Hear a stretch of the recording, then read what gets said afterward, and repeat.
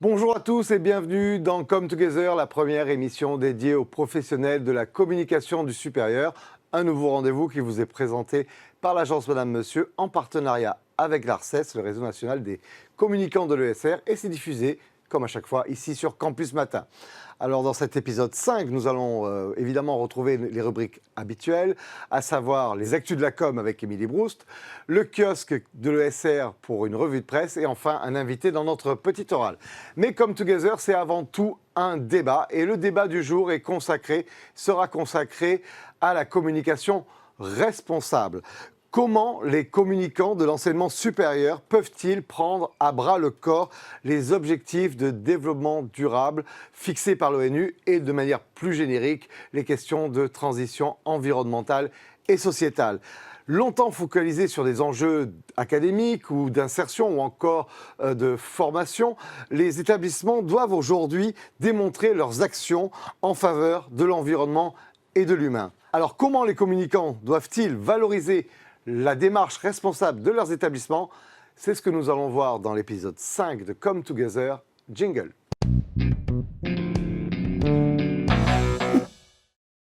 Égalité des chances, diversité, handicap, lutte contre le changement climatique, il est désormais impossible pour une université ou une grande école de ne pas se montrer concernée et même investie sur les 17 défis environnementaux et sociétaux que composent les ODD, Objectifs de développement durable, fixés par l'ONU.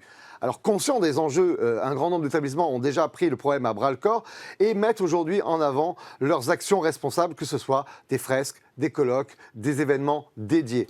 Alors, une communication plus responsable est-elle devenue un passage obligé ? Doit-on prioriser certains angles, certains axes durables au détriment d'autres ? Et comment éviter de ne pas tomber dans le greenwashing et passer pour des opportunistes? Ce sont les thèmes que nous essaierons d'aborder avec nos invités, que je vais vous présenter immédiatement. Avec tout d'abord Valérie Bouba, bonjour.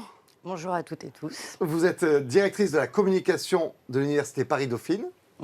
Nous avons également Aurélien Descamps, entrepreneur social, professeur affilié à Kedge.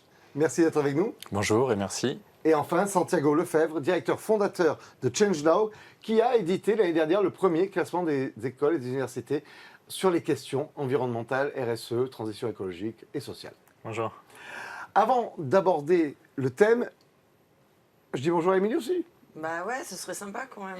Et comme je vais lancer son sujet, et nous avons, comme à chaque fois, Émilie Broust, notre chroniqueuse, qui nous parlera des actus de la com du secteur dans sa rubrique. Et avant de lancer le débat, tout de suite, en image, un tour d'horizon de la question. RSE, développement durable, impact social positif. L'urgence climatique échauffe les esprits des jeunes, de plus en plus sensibles aux enjeux écologiques, et met la pression sur la communication des grandes écoles et universités. Car si former ces étudiants aux enjeux de demain, c'est bien, engager une communication plus verte, c'est mieux, voire incontournable pour convaincre de son engagement en faveur de pratiques plus respectueuses de l'environnement et de l'humain, et pour prouver sa bonne foi à des jeunes en attente de sens. Une com plus RSE peut donc devenir une force et un véritable levier de transformation. Encore faut-il en maîtriser les codes, faire les bons choix stratégiques, réorganiser son fonctionnement interne ou encore se sentir légitime pour ne pas se faire taxer de green ou de social washing. Alors, comment intégrer l'urgence climatique dans sa stratégie de com ? On vous dit tout dans le grand amphi. Valérie, on va rentrer tout de suite dans le vif du sujet. Est-ce qu'aujourd'hui, s'engager dans une communication, on va dire verte, on va dire sociale, on va dire responsable, est devenu incontournable pour la directrice communication que vous êtes ? Absolument. Moi, j'ai la chance en plus de bénéficier à l'Université Paris-Dauphine PSL d'un programme très engagé qui a été initié en fait en 2016 par l'ancienne gouvernance et puis renforcé par la présidence actuelle. Et qui a deux branches en fait. Une branche qui est axée sur l'environnement et la transition écologique. On est une des premières universités en France à avoir rendu par exemple les cours d'initiation sur les enjeux écologiques pour tous les étudiants de licence obligatoires. Ça innerve aussi dans des formations, dans les programmes de recherche, etc.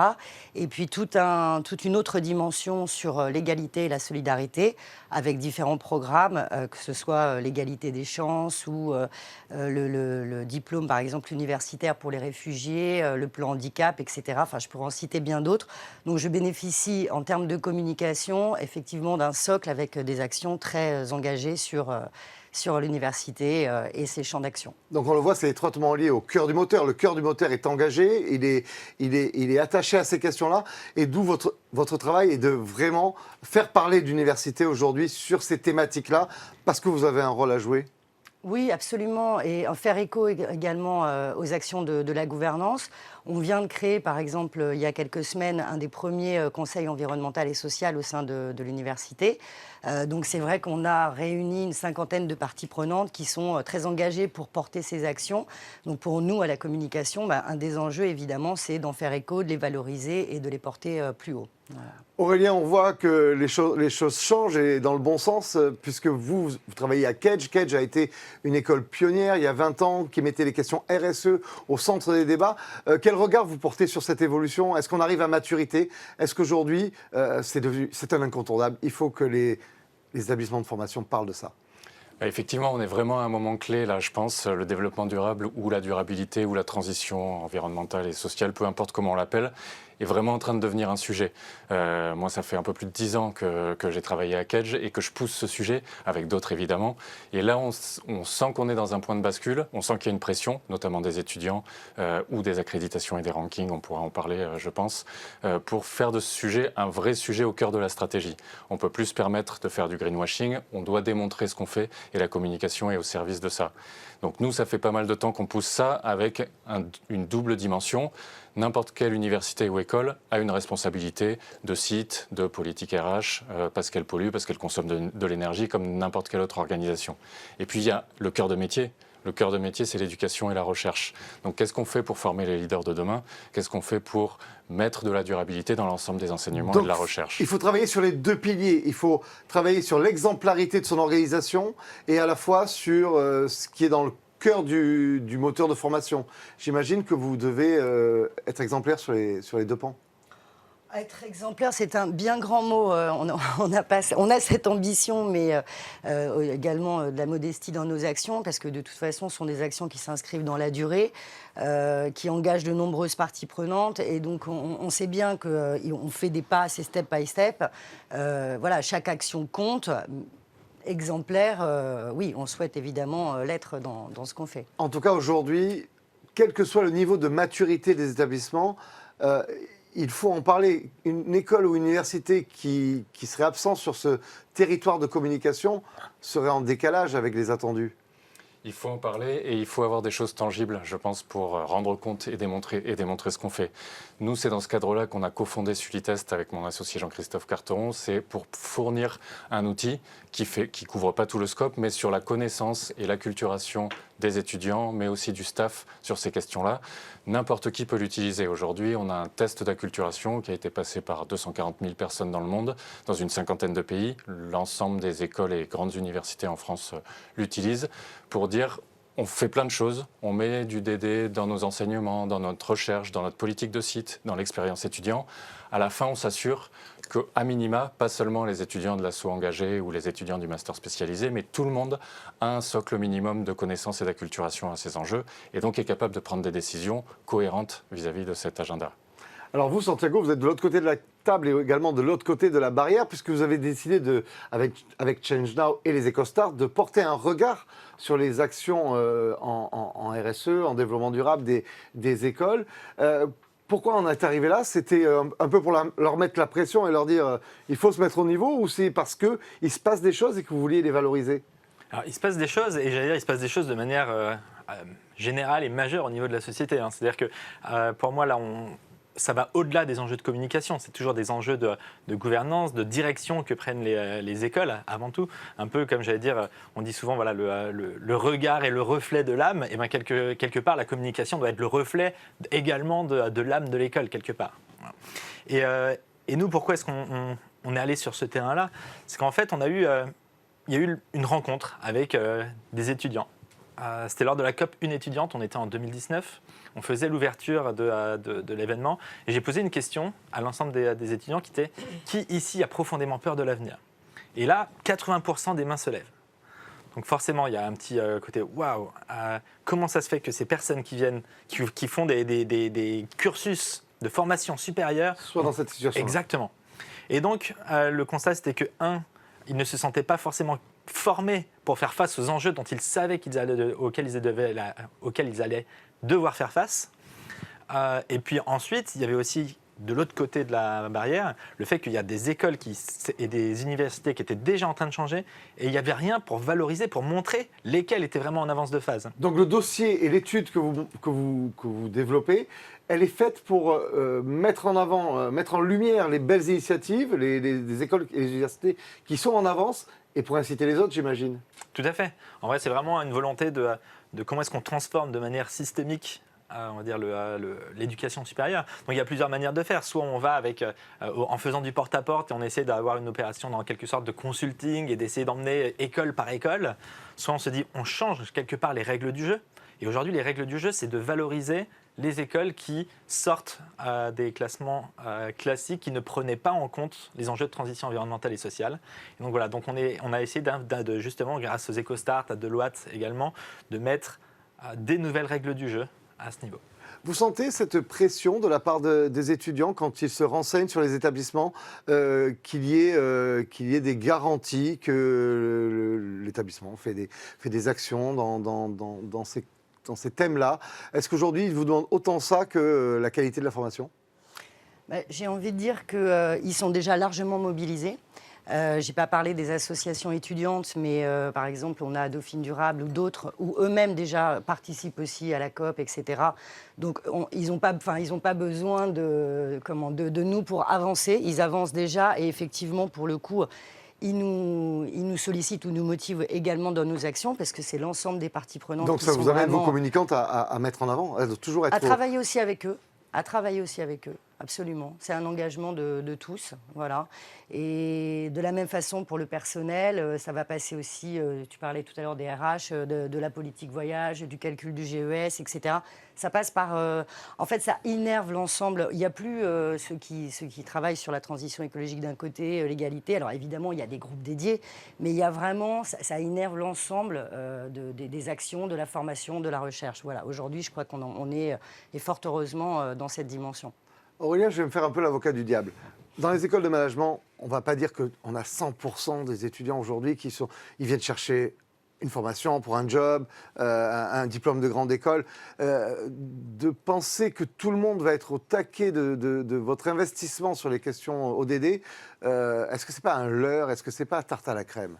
Alors justement, c'est ce qui nous motive tous les jours chez Sulitest, c'est de rendre le développement durable mainstream. Donc exactement ce que tu disais, quel que soit son sujet, les études qu'on poursuit ou le job qu'on fait, on doit avoir à minima être conscient de ces enjeux puisque ça nous touche et les décisions qu'on va prendre vont nous toucher. Mais est-ce qu'on ne prêche pas dans le désert? Donc évidemment, les étudiants ont d'autres aspirations quand ils arrivent à l'école.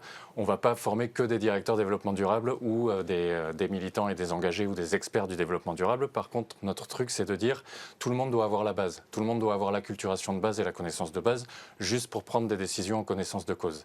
Et dans les attentes des étudiants, un exemple que j'aime bien, qu'on cite pour Kedge, qui utilise Sulitest pour ses étudiants. Donc tous les étudiants passent le test à l'entrée et une deuxième fois à la sortie. Et à l'entrée, Kedge a rajouté un petit module d'enquête qui interroge justement les étudiants sur les aspirations et les attentes. Et on se rend compte de l'évolution et du fait que le sujet est en train de devenir un vrai sujet, avec presque 80% des étudiants qui ont regardé ce que faisait l'école avant de venir, qui viennent en espérant être formés sur ces enjeux-là. Et évidemment, ils vont être RH, marketeurs, financiers, mais ils doivent avoir cette couleur dans le métier qu'ils vont exercer lié aux enjeux de durabilité. Dans à peu près tous les diplômés. Et là-dessus, j'allais rebondir là-dessus, en fait, sur le fait que nous, parfois, on a eu quelques échos et quelques retours d'étudiants aussi en disant moi, en fait, c'est super, mais moi, je viens ici parce qu'avant tout, j'ai envie déjà de gagner de l'argent, de trouver un vrai emploi, de faire une carrière, etc., en finance et autres. La chose qu'il faut avoir en tête, c'est aussi que dans le monde dans lequel on vit, avec des objectifs, on va dire, légaux de décarbonation, des économies, etc., si on a beau être en banque, mais ne pas connaître ce que c'est que la décarbonation de son portfolio, l'ISR, l'ESG, etc., on sera complètement Oui, c'est en pas dehors du jeu. déconnecter des compétences attendues pour les futurs à professionnels, fait. c'est complètement en C'est une phase. couche en plus voilà, C'est une qu'il faut couche en avoir. plus. Ouais. Je voulais vous poser la question, comme vous observez le milieu, est-ce qu'il y a des initiatives qui vous paraissent aujourd'hui plus impactantes, plus intéressantes dans les établissements, que vous citeriez en exemple? Alors, il y a des initiatives. Oui, en fait, il y a vraiment deux choses qui sont assez structurantes dans un cursus. Déjà, c'est vraiment le travail de fond, de revoir certains cours, de créer des cours et d'équilibrer un petit peu plus le nombre de formations De disciplines qui dédiées intègrent ou- ces enjeux, ou imprégnées ou dans ces imprégnées. enjeux. Ouais. Ça, c'est vraiment un premier volet. L'autre, c'est ce qu'on va aussi émerger de plus en plus, ce sont les séminaires, notamment les séminaires de rentrée, où il y a pendant 1-2 jours, parfois une semaine, vraiment une plongée dans ces enjeux, et que ce soit souvent fait au moment de l'accueil des étudiants dans l'école ou l'université. C'est quelque chose qui marque profondément la direction et la vision qu'ils vont avoir de l'ensemble de leur formation après. Et donc ça, c'est des opérations typiquement qui ont de l'impact.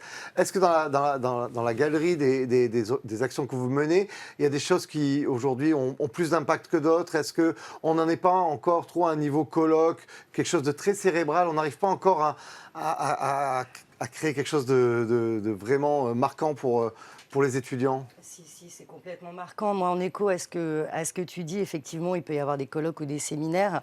Nous, à l'Université Paris-Dauphine PSL, on a inscrit des cours d'initiation aux enjeux écologiques sur toute l'année pour tous les étudiants de licence. Donc ça, c'est concret. Donc, concrètement, c'est tout au long de leur formation et ça a un véritable impact parce que, pour le coup, ils ont une meilleure connaissance des enjeux, et quand on a une meilleure connaissance, on peut être beaucoup plus dans l'action. Voilà. Et est-ce qu'un établissement peut tout couvrir? On a vu 17 enjeux, en fait, on voit très bien que la palette est très large. Comment bien travailler ces matières-là en termes d'action et en termes de communication? Est-ce qu'il faut cibler? Est-ce qu'il faut segmenter, se dire, bon, moi je vais être l'école du handicap, moi je vais être l'école du changement climatique, ou est-ce qu'il faut être multifacette? Alors nous, on défend évidemment cette vision systémique chez Sulitest, et c'est ce qu'on pousse, et on pousse à l'acculturation, à cette vision systémique. C'est-à-dire qu'évidemment, je disais tout à l'heure, le cœur de métier, c'est l'enseignement et la recherche. Il y a certains des objectifs sur lesquels on va avoir une prise supplémentaire, mais l'important, c'est de mettre ça en cohérence dans l'ensemble du scope et dans l'ensemble de cette vision systémique. Et pour moi, du point de vue des établissements d'enseignement supérieur, on peut faire plein de choses évidemment, mais il y a aussi un enjeu de posture, et c'est ça qu'on aime bien pousser aussi chez Vous défendez la posture globale, Valérie. Est-ce que C'est difficile de au niveau compartimenter et ce serait contre-productif. mais on peut pas être sur tous les fronts? On ne peut pas être sur tous les fronts. On peut prioriser, mais néanmoins, il faut essayer de... C'est un ensemble d'actions qui font qu'il y a une cohérence globale. Donc, On peut pas faire on peut abstraction. prioriser. On peut prioriser. et on peut étaler dans le temps. Il faut étaler dans le Échelonner. temps. On ne peut pas, évidemment. On va bientôt conclure ce débat. Est-ce qu'on a de l'impact quand on parle de RSE aujourd'hui? Est-ce qu'on est plus audible que sur d'autres thèmes? Est-ce qu'aujourd'hui ça marche quand on fait parler de soi avec ces thèmes-là? On a de l'impact à partir du moment où, effectivement, la promesse est tenue derrière. Voilà. Si c'est du concret, si ça engage des parties prenantes, comme je disais tout à l'heure, ou que ça a un écho, même par rapport, nous on travaille aussi beaucoup avec l'ensemble de nos partenaires sur ces sujets-là, qui peuvent s'engager aussi financièrement à nos côtés pour monter des chaires de recherche, qui vont travailler sur l'égalité, monter des programmes spécifiques. Le programme Égalité des chances, depuis 10 ans, ça engage, oui, on a un nombre, maintenant, plusieurs centaines d'étudiants qui sont rentrés dans l'enseignement supérieur et qui auraient peut-être eu des difficultés avant pour rejoindre, etc., etc. Donc oui, bien sûr, on en voit les fruits. Donc il faut que ce soit basé sur du concret. Donc la question qui arrive derrière, c'est quand on n'a pas assez de concret, il faut mieux attendre et pas communiquer pour pas faire justement de la communication d'opportunisme, le fameux greenwashing qu'on pourrait redouter? Je pense qu'il y a un vrai enjeu de leadership par l'exemple, c'est-à-dire qu'il y a les pionniers qui sont plus avancés, et puis il y a un enjeu de collaboration et de sortir quelque part de la posture voilà ce que je fais de très bien dans mon établissement, mais de dire il y a des zones et des enjeux qui sont plus grands que moi sur lesquels je vais pouvoir collaborer avec les autres. Et c'est comme ça qu'on diffuse les enjeux. Mais l'établissement qui n'a pas encore avancé sur ces questions-là, elle fait quoi? Aujourd'hui, on sait qu'elles essayent d'en parler quand même, donc c'est un peu contre-productif par rapport à l'enjeu et à vos enjeux. Ça commence par rentrer dans des réseaux. Tu parlais de l'égalité des chances tout à l'heure, Sulitest qui est utilisé par l'ensemble des écoles et des établissements. Donc au moins se greffer. Se greffer au mouvement, regarder ce que font les leaders. Et il y a plein de choses qui sont faites pour les écoles en tant que telles, mais aussi pour être répliqués dans d'autres écoles et qui sont réplicables facilement. Donc là-dessus, je parle de Sulitest que je connais bien, incubé à Kedge, mais utilisé par l'ensemble du secteur aujourd'hui. On a des établissements comme l'ESSEC, comme le M Normandie, comme Excelia, comme CY ou Paris-Saclay qui ont rejoint l'initiative et on diffuse à l'ensemble du secteur, en France et à l'étranger, une des bonnes pratiques qu'on peut commencer à faire pour commencer quelque part, effectivement, sur le cœur de métier. Et puis ensuite, il y a plein d'autres choses, évidemment, à faire pour son établissement. Santiago, j'ai envie de vous entendre cette question. Est-ce que quand on n'a pas beaucoup de matière, il faut plutôt se taire ou est-ce qu'il faut quand même essayer de tirer son épingle du jeu? Alors je pense que dans tous les cas, en fait, nous, on dit qu'il faut toujours communiquer de manière humble. C'est-à-dire qu'il faut faire acte d'humilité en disant on sait qu'on n'est pas parfait. En fait, ça commence par là. À partir du moment où on commence à dire d'emblée, on est super dans tout, etc., c'est là où il faut commencer justement à se dire, OK, est-ce qu'ils sont vraiment si bons que ça? Mais lorsqu'on fait acte d'humilité, c'est la meilleure manière de communiquer déjà. Et puis après, nous, de toute manière, on invite toutes les écoles et universités à participer, par exemple, à notre classement, qui permet justement de donner un vrai regard et un peu de profondeur à ce qui est avancé. Et des sources de progression. Mais déjà, il faut se positionner. Et même si aujourd'hui, on n'a pas tous les tangibles pour être leader sur ces questions-là. Je vais vous remercier d'avoir participé à ce débat. On va passer à la rubrique d'Émilie. Je vous garde avec moi sur ce plateau pour la deuxième partie de l'émission, les portes ouvertes sur les actus de la com avec Émilie Broust. Jingle.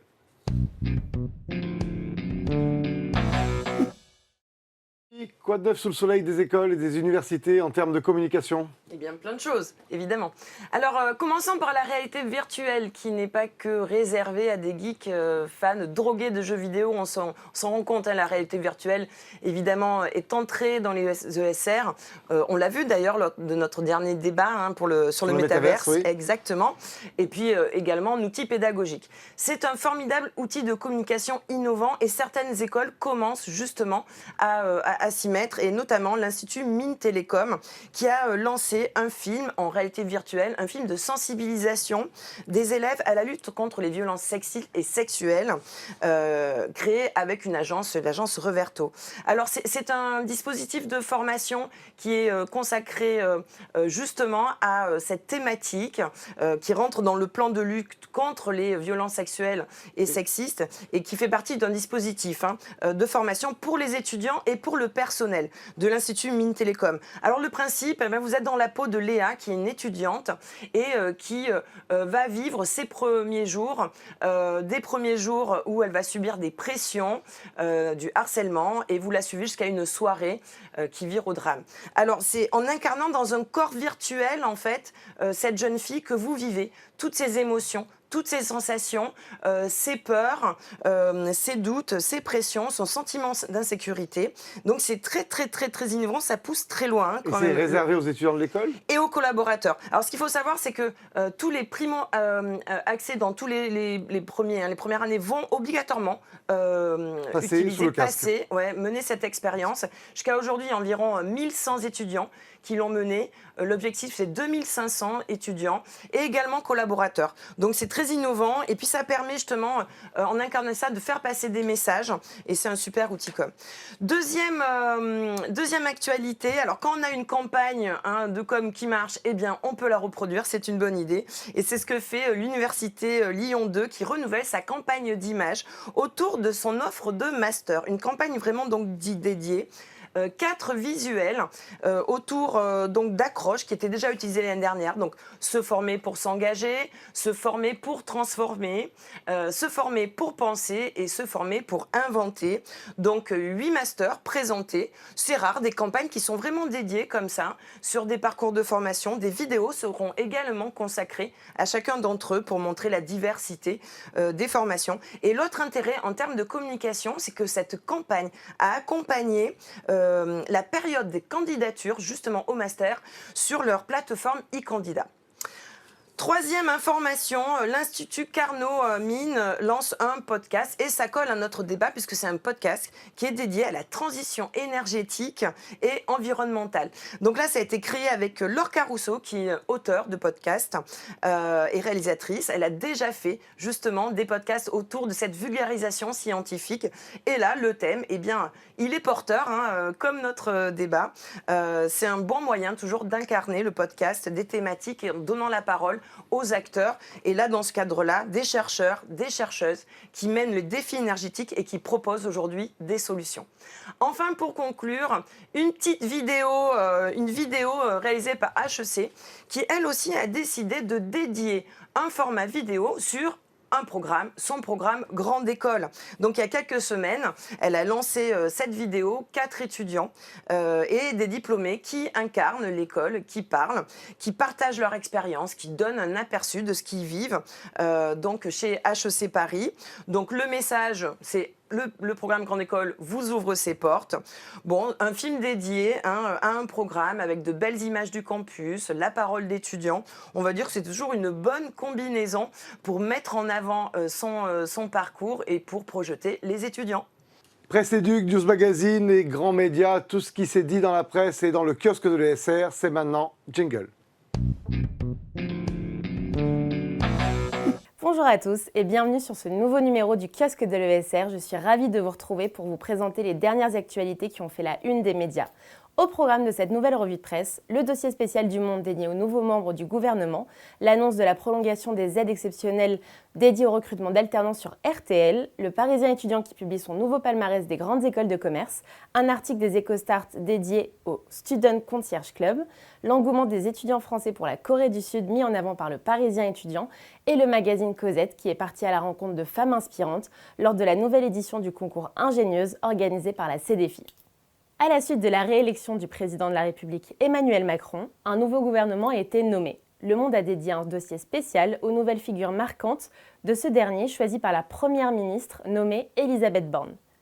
Les journalistes ont dressé le portrait du nouveau ministre de l'Éducation nationale, Pape Ndiaye. L'historien, spécialiste de l'histoire sociale américaine et anciennement à la tête du Palais de la Porte Dorée qui abrite notamment le Musée national de l'immigration, succède à Jean-Michel Blanquer. Le Monde met également en avant Sylvie Retailleau, ancienne enseignante et directrice de l'université Paris-Saclay, nommée à la tête du ministère de l'Enseignement supérieur et de la Recherche.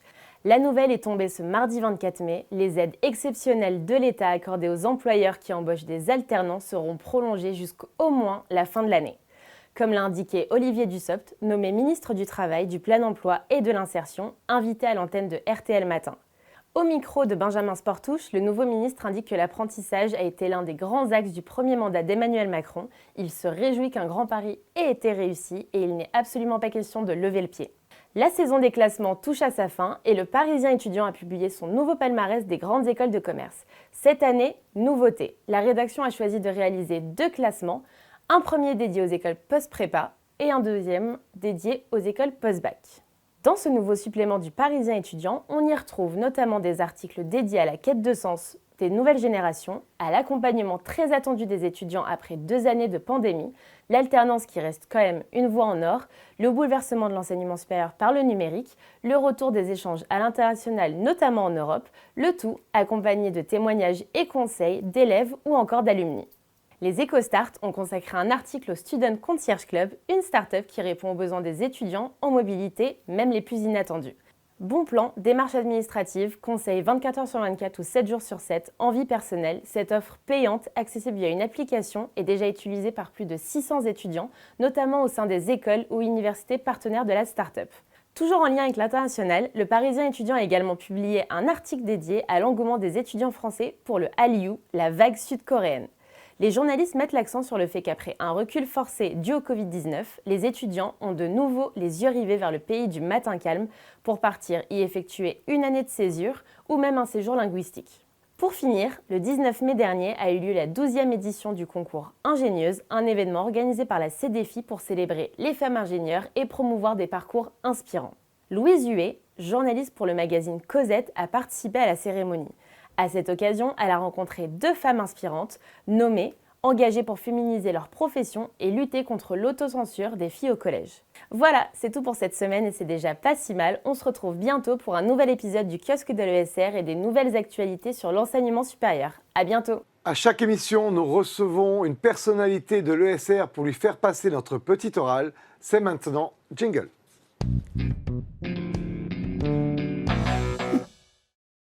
Et aujourd'hui, c'est Alexia Couden qui est chef de projet communication et médias au pôle Léonard de Vinci qui est notre invitée. Pourquoi ? Parce que le pôle de Vinci a décidé de créer sa première identité sonore. C'est pas si courant que ça dans l'ESR. Alors, Alexia, je crois que ça y est, nous sommes connectés en visio. Alexia, bonjour. Bonjour Alexandre, merci de m'avoir invité. Bonjour à tout le monde.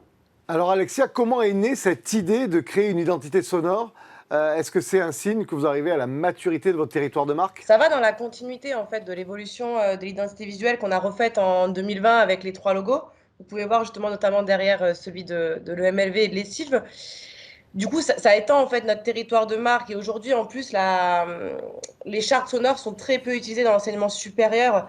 Donc du coup, ça va renforcer pour nous on a déjà l'identité visuelle qui renforce notre socle commun des 3 écoles puisqu'on a un groupe et en plus de ça, d'avoir la charte sonore, ça va encore plus le renforcer et retranscrire les valeurs et la personnalité du pôle Léonard de Vinci. C'est donc désormais important aujourd'hui pour vos écoles de passer par une communication sensorielle ?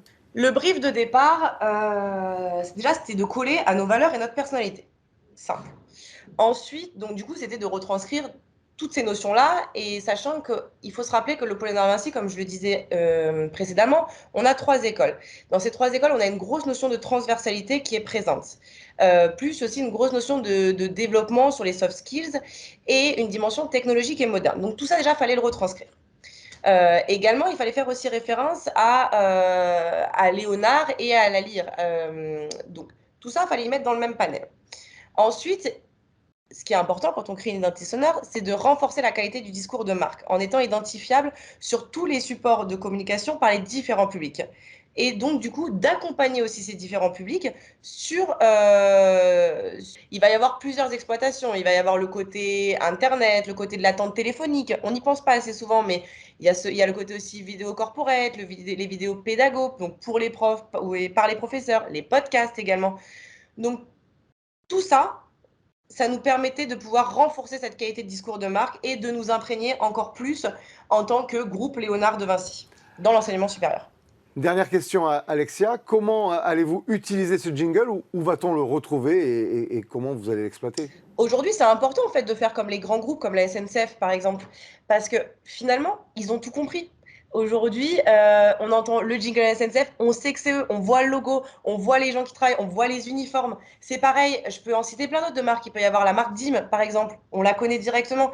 Aujourd'hui, quand on a un groupe, qu'on a 3 écoles, à un moment donné, si on est obligé d'avoir cette ambition que dès qu'on va entendre ce son-là, ça va résonner Paul Léonard de Vinci. Les gens, ils vont visualiser l'endroit, le lieu, ils vont visualiser des étudiants. Pour moi, c'est une suite logique, en fin de compte, dans un plan stratégique à long terme, du moins, et dans un déploiement d'un groupe comme le pôle Léonard de Vinci. Cette identité sonore, ça va être le guide pour toutes les situations de musique dans les différents supports de communication. Il va y avoir plusieurs supports, comme l'attente téléphonique, l'ADN sonore, le logo sonore, l'habillage podcast sur les podcasts pédago, mais pourquoi pas, on est en réflexion pour des podcasts de communication plus tard. Sur la montée événementielle aussi. On fait la remise des diplômes, par exemple, il faut qu'il y ait ce son qui apparaisse à un moment donné. Ça peut être aussi dans toutes les fonctions. Je parle du côté pédago, quand je parle du côté pédagogique pour les professeurs, ça peut être aussi rien que par rapport à notre métier. Moi, demain, je fais des médias training, il faut que la vidéo soit avec le son de cette charte. Il faut que ce son sorte tout le temps. Et qu'à un moment donné, c'est que de la répétition qui fait que ça imprègne dans nos têtes et qu'à ce moment-là, on voit Paul Léonard de Vinci. Maintenant que vous nous avez fait l'argumentaire, on va profiter quand même pour écouter en live un extrait de votre jingle et de votre identité sonore. Voilà, j'espère que ça deviendra aussi célèbre que le jingle de la SNCF. C'est tout ce qu'on vous souhaite. Merci. C'est la fin de cette émission. Merci à tous d'avoir participé à Come Together épisode 5. Quant à moi, il me reste à vous dire bye bye et à la prochaine émission, épisode 6. À très vite.